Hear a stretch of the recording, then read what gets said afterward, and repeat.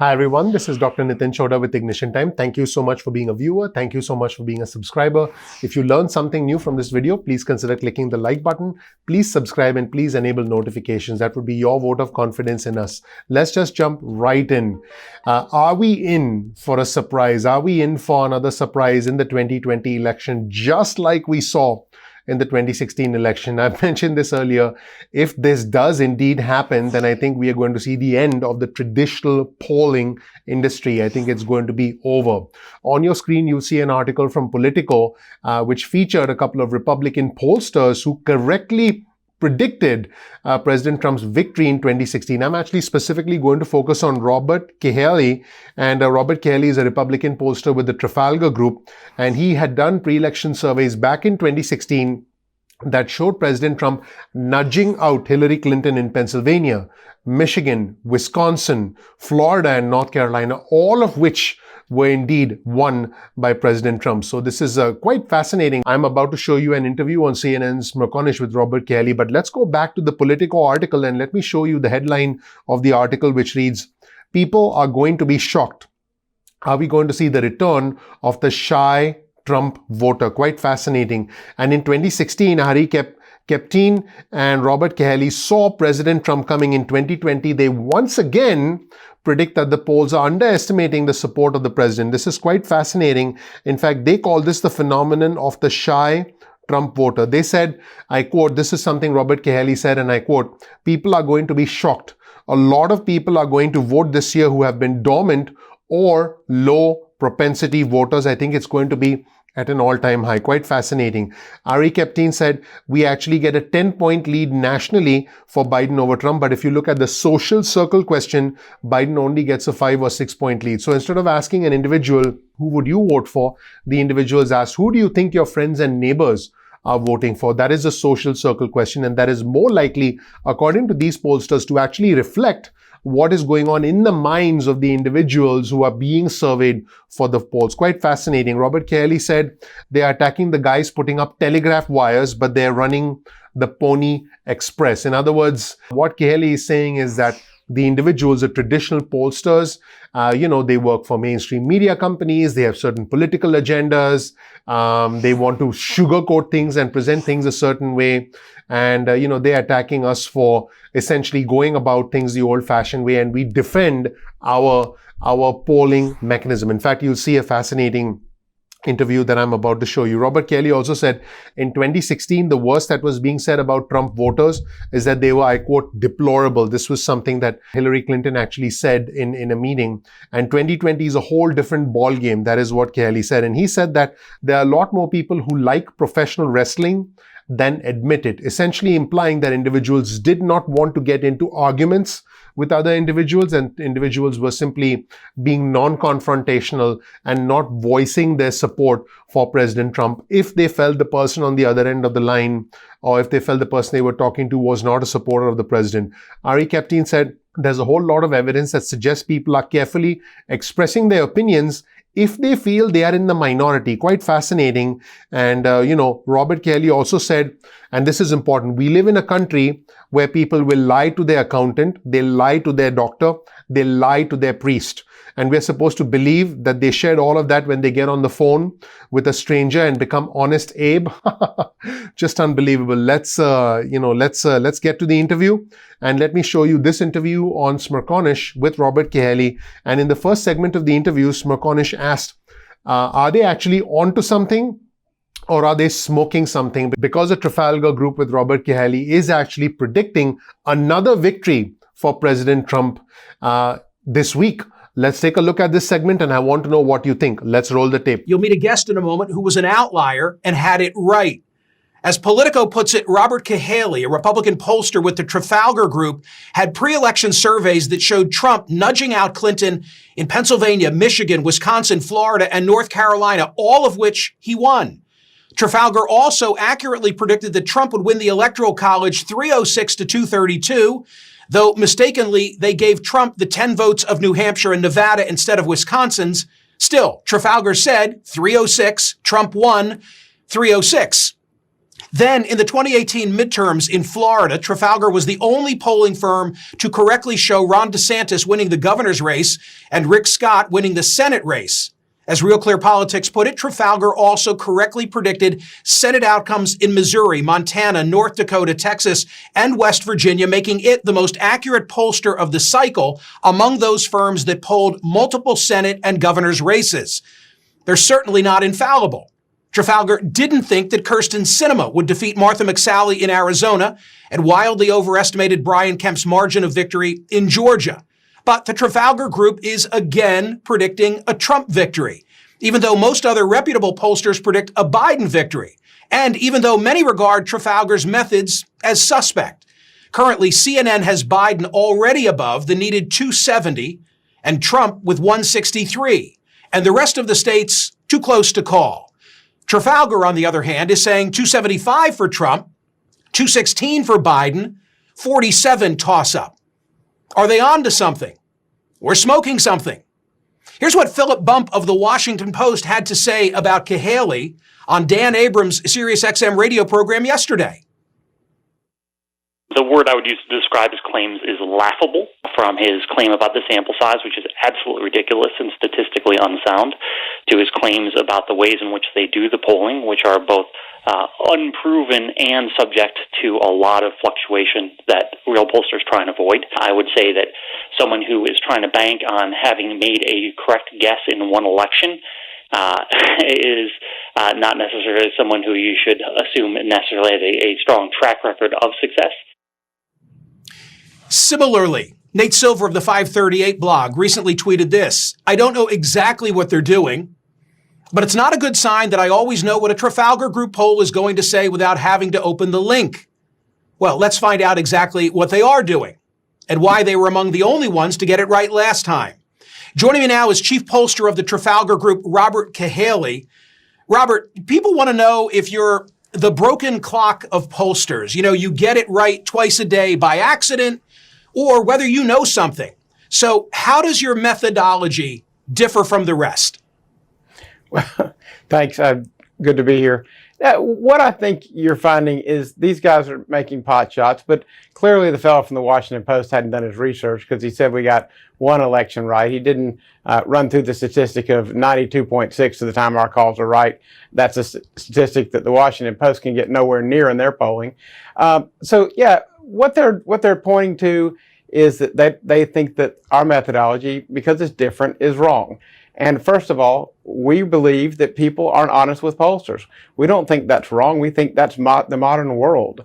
It's called the social desirability bias. It's been around for a while. It was in play in 2016. Shy Trump voters, you've heard this theory. And it was certainly in play in the governor's race in Florida last year. And that's why they all got it wrong again. So it's really great that they have such strong opinions. But, you know, facts do matter. And if a broken clock is right twice a day, then you got to consider we've been right so many times that it's a group of different broken clocks, apparently. So the social desirability issue that you explain, others called the Bradley effect. I remember that race back in the 1980s against George Deukmejian. You essentially say, look, people are lying. They're lying to pollsters. Well, then how are you able to get their real feelings and emotions where others cannot?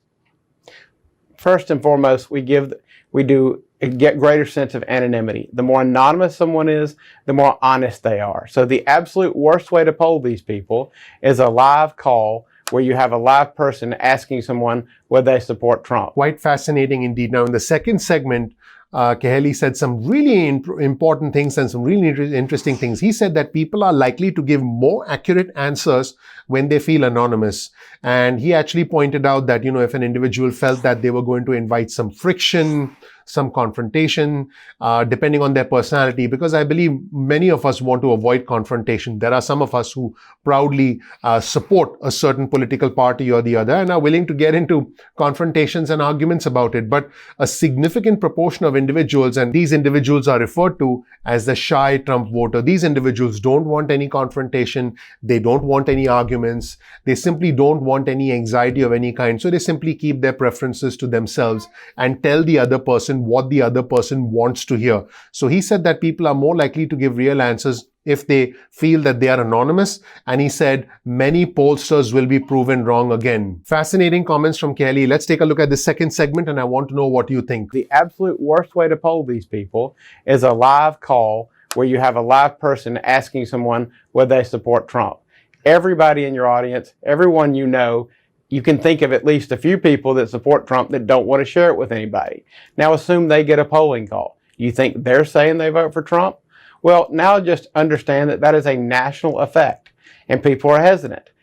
Now, if they get a call that they feel like, hey, this is anonymous, I can make my feelings known, then you're much more likely to get a real answer. It's kind of like the social media account that you put your pictures of your family and your kids on, and then the one that people have that they kind of troll others on. That's their genuine emotion. But that's what's going to vote. But Robert, some of the data that it's generating does seem fantastical. Here's something else that Nate Silver said.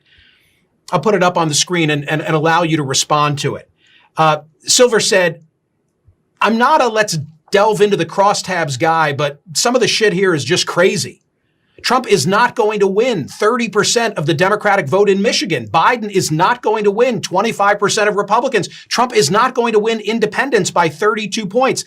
Isn't he right? Those are your crosstabs, and Trump is not going to win 30% of that Democratic vote. First of all, Nate Silver doesn't understand the way Michigan works.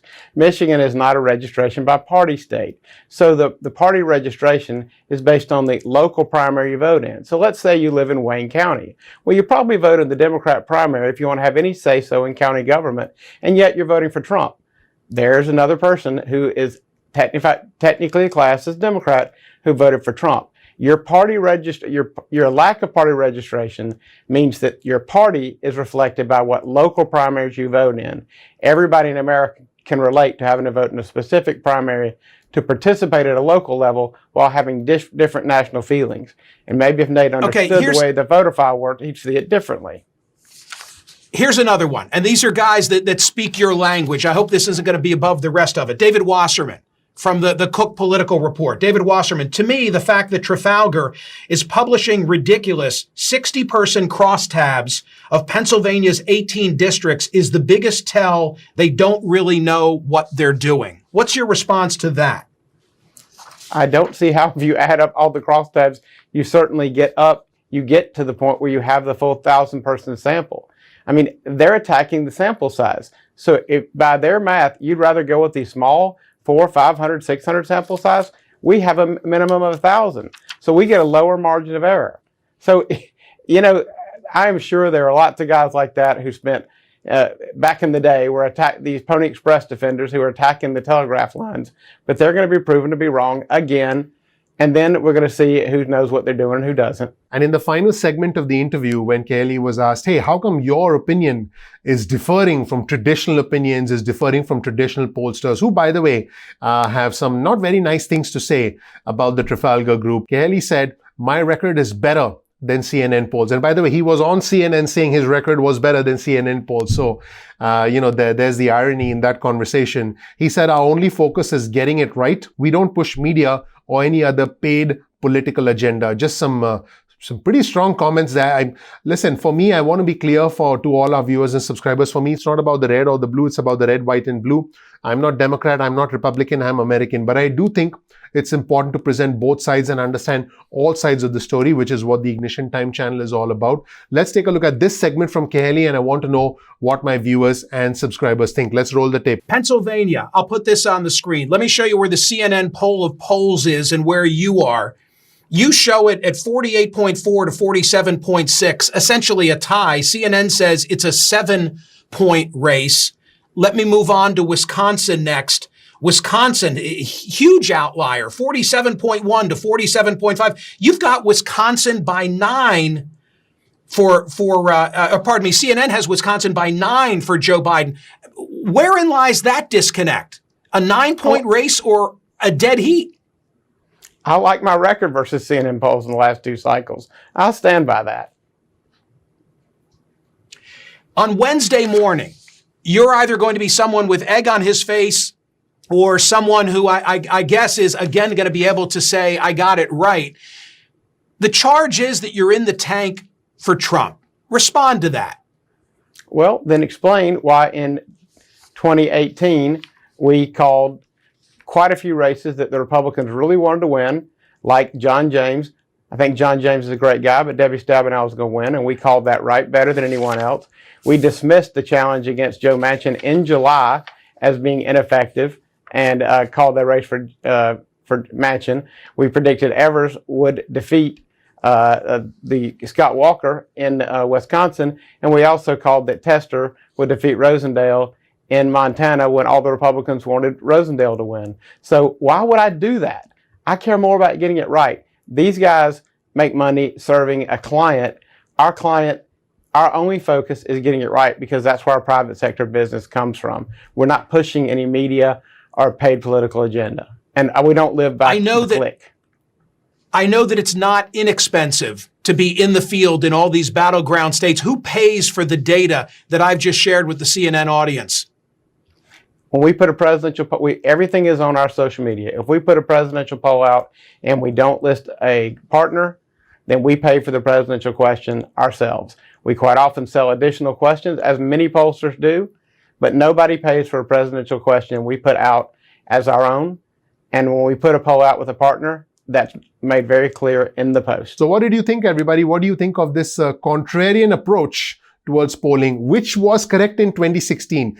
Is it going to be correct in 2020? Are you a shy Trump voter, or do you feel that what happened in 2016 was an exception, never to be repeated again? I thought this was a very fascinating interview. I want to know what you think in the comment section below. Also, you'll find a link to the entire interview in the description section below. Thank you so much for watching, everybody. My name is Dr. Nitin Chhoda with Ignition Time. I really appreciate you. If you don't know anything about me, please check out my video. You'll learn more about who I am, what my journey has been like, and why you should listen to me. If you learned something new from this video, please click like. Please subscribe, please enable notifications. That helps out the YouTube algorithm. That would be your vote of support for us and all the effort that goes into this channel behind the scenes. We release videos at 2 p.m. East Coast time most days of the week. That's 2 p.m. You can get your cell phone out and send a text message with the word ignition or with the word time to 70,000, that's 70000, and you'll get added to SMS alerts list. We will send you breaking news and alerts, and so you can get that from us. You can also, if you like, get on our email list. Simply go to ignitiontime.com/alerts. That's ignitiontime.com/alerts, and you'll get on our email list. You can opt out of the emails or the SMSs at any point in time that you want. You can also follow us on Instagram. Our Instagram handle is ignition_time. That's ignition_time. You can also follow us on Twitter. Our Twitter handle is also ignition_time. That's ignition_time. So definitely make sure you follow us then. If you learned something new from this video, please consider sharing this video with friends and family. And you'll always find links to our resources in the description section below. Please comment and engage with our community. Our community is growing very rapidly. And finally, once again, please click like, please subscribe, please enable notifications so you get updates from us going forward.